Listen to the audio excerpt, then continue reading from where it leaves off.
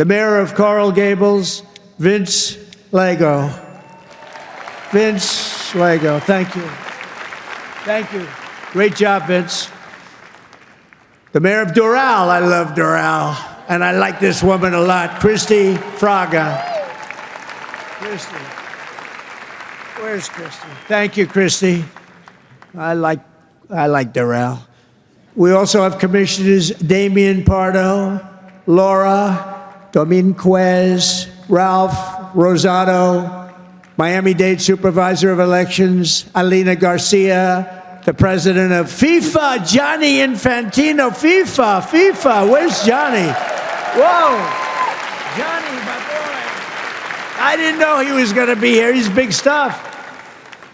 And the world, look, you know, Johnny and I worked the deal originally, and it looked like I wasn't going to be president because it was in this term, right? So when they rigged the election, I said, oh, man, I have to run again because I want to be president when they have the World Cup, right? And look what happens, Johnny. I'm president when we have the World Cup. It wasn't supposed to be that way. But I can only tell you that the tickets are selling at numbers and record like they've never sold ever before. I heard you just told me that they're doing record business, right? The way you had the World Cup coming, think of it, we have the World Cup coming, we have 250 coming, and we have the Olympics. 250 is 250 years of age. And we have UFC at the White House, by the way, on June 14th. That's going to be at the White House. That's going to be a tough ticket. That's UFC, but we have, think of it, Johnny is there with FIFA, and we have the Olympics. We have it all coming. It's all this thing. I'm glad I'm sort of happy the way things worked out, you know? It's turned out to be as good as it could be. I think we've made more progress than we ever could have made in the second term. I think this is really more progress being made. We also have Formula One CEO Stefano Domenicali, and where's Stefano? Very good. That's big stuff. We have a lot of big people here today. We also have a gentleman who called my election successfully. He said, and Donald Trump will be the next president of the United States. Got a great voice. Brett Baer. Where's Brett Baer? Brett Baer. Where is he? And his son is with him, Paul. Paul's a very good golfer, so is Brett. Thank you, Brett. He's doing an interview with me right after the... Oh, is that Paul? Stand up, Paul. Paul, did we take your father easily in golf? Tell me, huh? That was easy, right? Get ready. We'll do it again. Thank you very much, Paul. You look great. Also, I want to thank your two great senators, Ashley Moody and Rick Scott. And, you know, I just left them. Believe it or not, I had a meeting with all the senators this morning. I gave them my vision because, frankly, it's always nice to have good vision. And they are two terrific senators, and they're in Washington working hard, and they were going to come. And I said, do me a favor, stay back and work on the things you're working on. They're working on really things. And Ashley is in the election. Rick just won his election. They're two great senators that you have right here in Florida. So that's really good. And they're working to make America great again. So I said, stay back in Washington. Together with many of the people here today, we've achieved more in 9 months than most administrations achieve in 8 years. It's true. We've really done a lot. We inherited the worst border in history, and within a matter of weeks, we turned it into the strongest border anywhere in the world, and they have some pretty strong borders, but we have literally no people coming through. They do come in. They come in legally. You know, we want people to come in. We want to make it real easy for them, actually, but they come in legally. So you have to know that.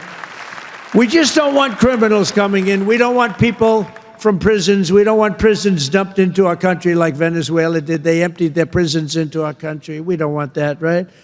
For months in a row, 0 illegal aliens have been admitted into the United States. 0. They actually announced it. This is an official 0. Remember when Biden said, I have no control over the border? Millions of people pouring through, not people that you could look at them, not that we discriminate. You could look at them and say, these are not going to be perfect for our country.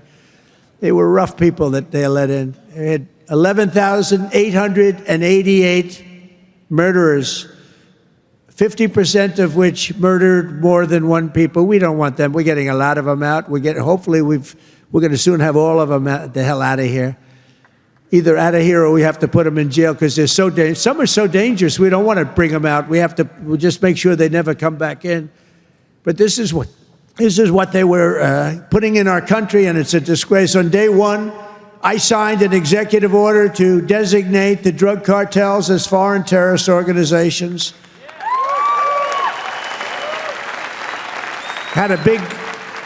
We had a big, strong, positive number come out just recently. The drugs coming into our country are way down.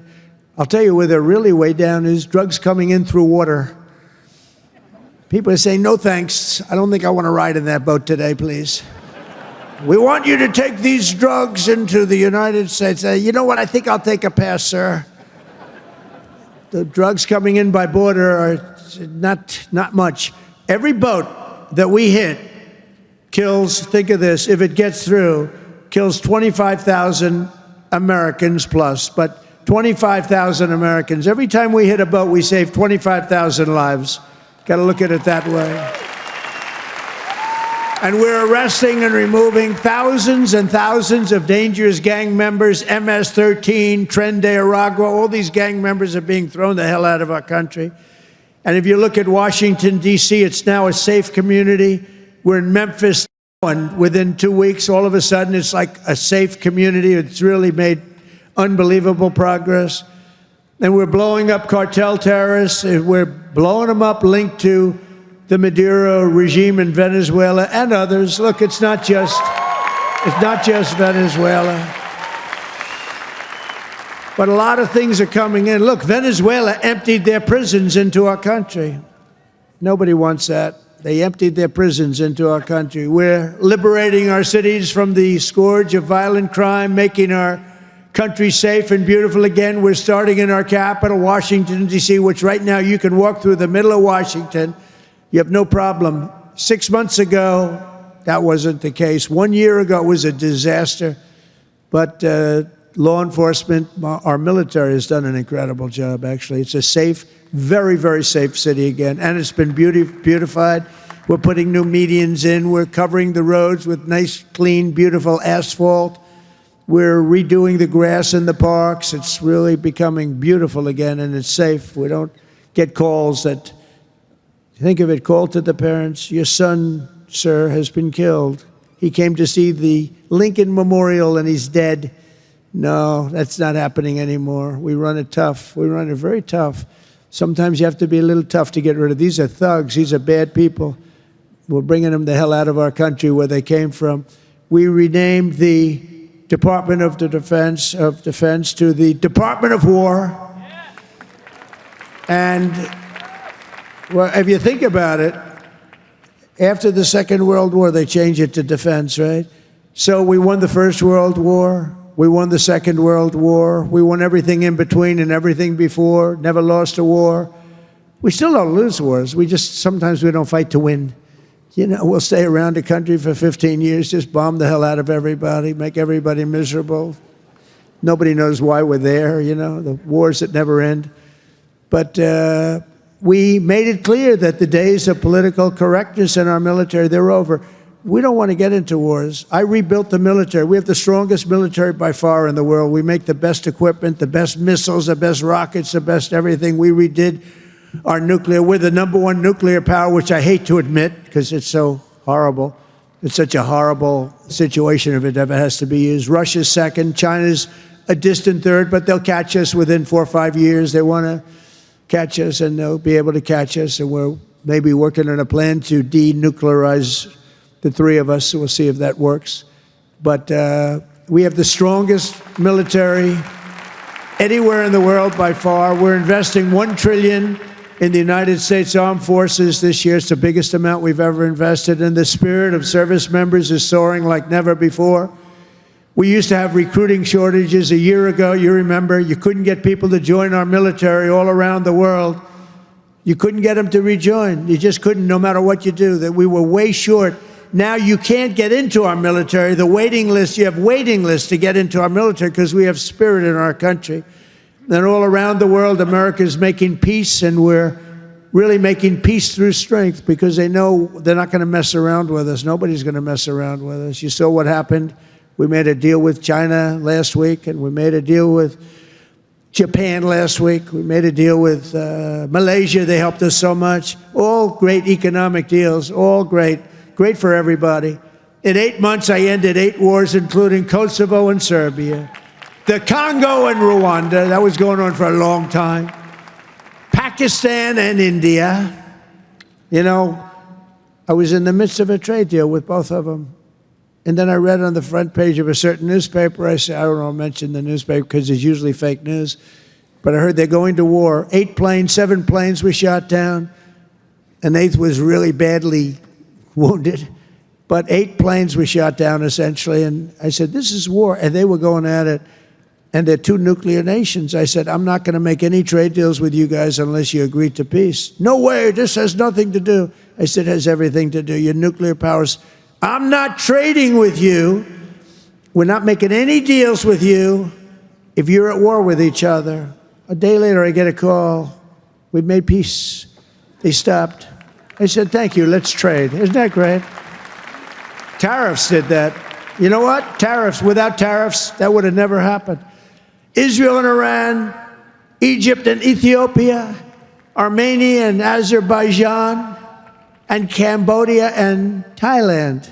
All of them were in war, starting war. Some of the wars were 32 years old. One was 38 years old.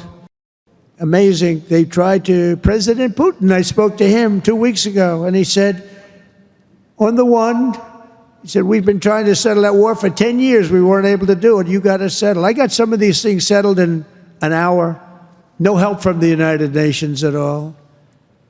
The only thing I got from them was a blank teleprompter. Remember I went up there, Princess?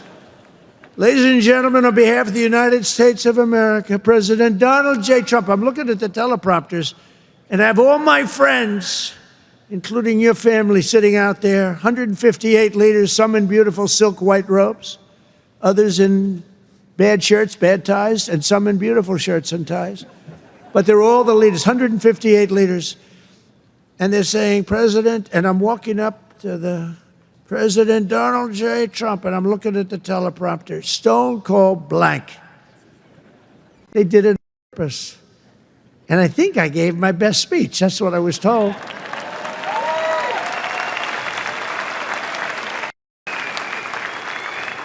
But it still wasn't a great feeling. I'm walking up very slowly. You know, I'm 20 feet. I'm trying to walk slowly because I see it's not working. They're dead. They did it on purpose. But it worked out okay. Not great people. Most important of all, for 4 weeks ago, and this is very important, we brokered the historic peace deal that ended the war in Gaza. And it's a serious end, too. You know, I read a lot of people, oh, it's very tenuous. Jared and Steve, I don't think it's tenuous. Do you? I hope it isn't, because otherwise I'll have to cross it off. I'll have to say I only ended 7. But that was a tough one, right? That was a tough one. But there's nothing tenuous about it. It's a serious end.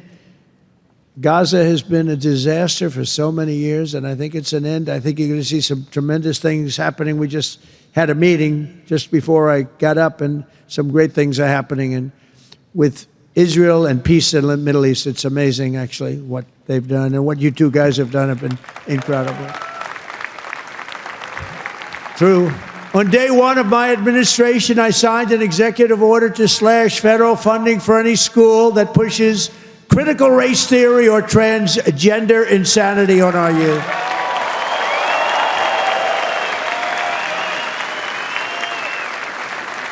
And we completely banned the chemical and surgical mutilation of our children.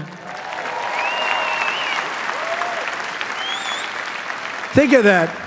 Can you imagine somebody 15 years ago saying we stopped the surgical mutilation of our children? We stopped the chemical mutilation of our children. Can you imagine that? They would have said, this guy's crazy.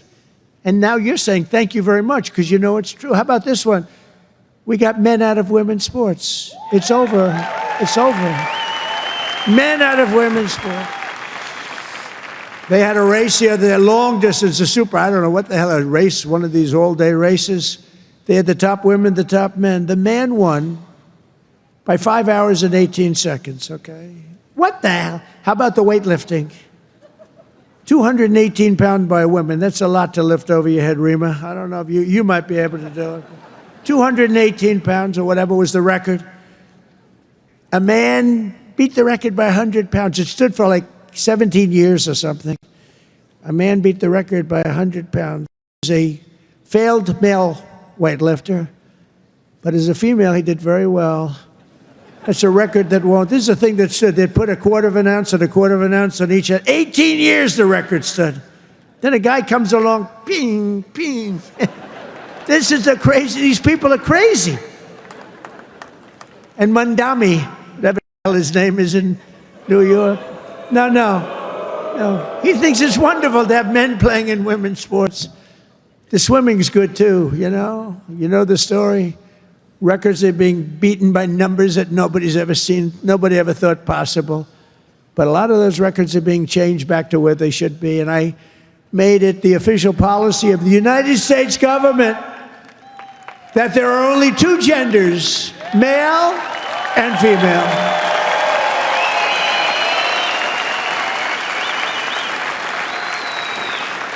And we're restoring the name of a great president, William McKinley, to Mount McKinley, the beautiful Alaska mountain I renamed. Think of that. They took the name of McKinley. He was a great president. He was assassinated. He was a great president for tariffs. He was the tariff king, and he made our country very rich. And then Teddy Roosevelt spent the money on the Panama Canal and many other things. And everyone thinks Teddy was a great president. He was. But the one who built all that money was McKinley. So we renamed the mountain back to Mount McKinley. Is that okay? I think so. You know, I'll tell you what, who's happy about that is the great state of Ohio. He was governor of Ohio and became president, did a great job, made the country very rich. He was killed. Mount McKinley was named, and then the name was taken off. And we put it back on. And I renamed the Gulf of Mexico to the Gulf of America. That was an easy one. That was an easy one, Johnny. That was easy. You know, I looked, we have 92% of the shore. I used to say when I was a child, I'd say, how come it's called the Gulf of Mexico? It's mostly America. You know, all the way, it wraps around Florida, all the way up. It's 92% of the shoreline. I said, I think to me it's the Gulf of America. Little did I know I'd have the chance to do it. I did it very quickly. For years, our country was run by radical scoundrels and far-left bureaucrats who created one catastrophe after another, wrecking our economy, erasing our borders, and surrendering America's power and standing all over the world. But after just 1 year since that glorious election, I'm thrilled to say that America is back. America is back. Bigger, better, stronger than ever. And in conclusion, jobs are returning, businesses are booming, and America is respected again, perhaps like never before. Our country is respected again like never. Laughing at our country. We had a guy who couldn't walk up a flight of stairs. Kept falling. It's very embarrassing. You know, at Air Force One, I go, sir, would you like the short stairs or the long? I say, give me the long every single time, please. The short ones, they call them the children's stairs. I don't want the children's stairs. Doesn't look so good coming out of the children's stairs. Now, if the weather's bad, it's okay, right? If you don't mind. But the communists, Marxists, socialists, and globalists had their chance, and they delivered nothing but disaster. And now let's see how a communist does in New York. We're going to see how that works out. And we'll help them. We'll help them. We want New York to be successful. We'll help them a little bit, maybe. For all of these failed and discredited, really discredited if you think, ideologies of the past, their day is over, their grip is broken, and their time is absolutely done. The golden age of America has begun. And we are just getting started. It's a golden age like you've never seen before. From the steel mills of Pittsburgh to the oil wells of Houston, from the car plants of Detroit, and those car plants are pouring into our country, To the coal mines of West Virginia, those coal mines are opening up one after another. Clean, beautiful coal. You're not allowed to use the word coal unless you say, in my administration, unless you use 2 words before it. Clean and beautiful. Biden would say, unless you use 2 words before it, here you go, clean. He said, what happened to the other word? Remember those things? He'd say 3 words and mean 2. But the West Virginia mines are doing unbelievable now. Wyoming is doing unbelievable. It's clean, beautiful coal. And from the bright lights of Las Vegas to right here in beautiful Miami, America is proud. America is confident. America is growing and successful. America is a great nation again. We're a great nation again. It's happened faster than I thought. I'll be honest again. We're respected by everybody. We are really, you see the way I get treated. I get treated that way. I guess a little has to do with me, but a lot has to do with the fact that I'm representing this country. America is respected again. America is a great nation again. The American dream is surging back to life, and we will never let the American dream die. Together we will make our country stronger, richer, safer, freer, and greater than ever before. And every day my administration will fight, fight, fight, and America will win, win, win. I want to thank you, Miami. I want to thank you, Mr. Mayor. I want to thank everybody for being here. God bless you, and God bless America. Thank you very much. Thank you, everybody.